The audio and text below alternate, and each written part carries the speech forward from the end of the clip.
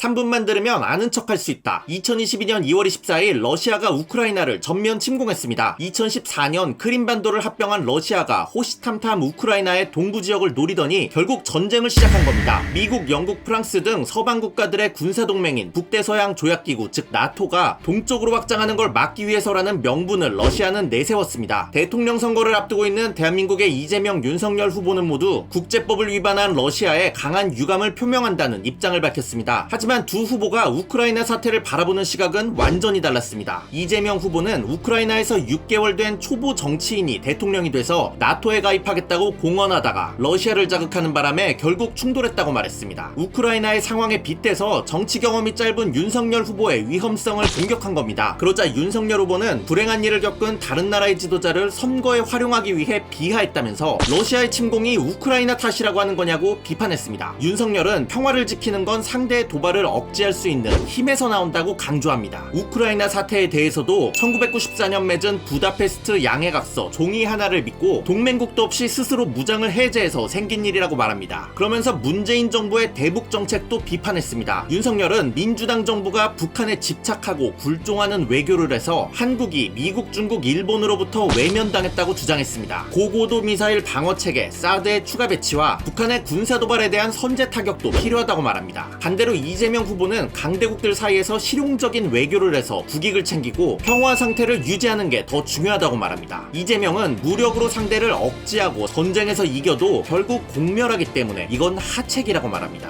싸우지 않고 이기는 게 중책이고 상책은 싸울 필요가 없도록 평화 상태를 관리하는 것이라고 주장합니다. 윤석열 후보가 말하는 선제 타격은 전쟁을 개시하겠다는 건데 안보관이 너무 거칠고 난폭해서 국가를 전쟁의 위기로 몰고 갈 수 있다고 비판합니다. 그러면서 이재명 후보는 윤석열 후보에게 큰 소리를 뻥뻥 치는 게 안방 장비 같다고 말했습니다. 보통 방구석 여포라고 하는데 두 사람은 일본과의 군사적 협력 문제로도 입장이 충돌했습니다. 윤석열은 한국과 일본이 군사동맹을 해야 할 정도로 위급한 사태가 발생한다면 일본과는 동맹을 안 할 거라고 우리가 중국에 약속할 필요는 없다고 말합니다. 하지만 이재명은 일본 자위대가 한국 땅에 들어올 수 있다는 게 대한민국 대통령 후보가 할 말이냐면서 유관순 선생에게 미안해서라도 그런 말은 못하겠다고 지적했습니다. 이런 발언들을 종합해보면 대한민국의 평화와 국민의 안전을 지키기 위해 이재명은 외교력, 윤석열은 국방력을 더 중요하게 생각한다고 정리할 수 있습니다. 관점의 차이는 이해해줄 수 있는데 다른 나라의 전쟁 피해를 가지고 자신의 표 계산에만 이용하려는 두 후보의 말싸움은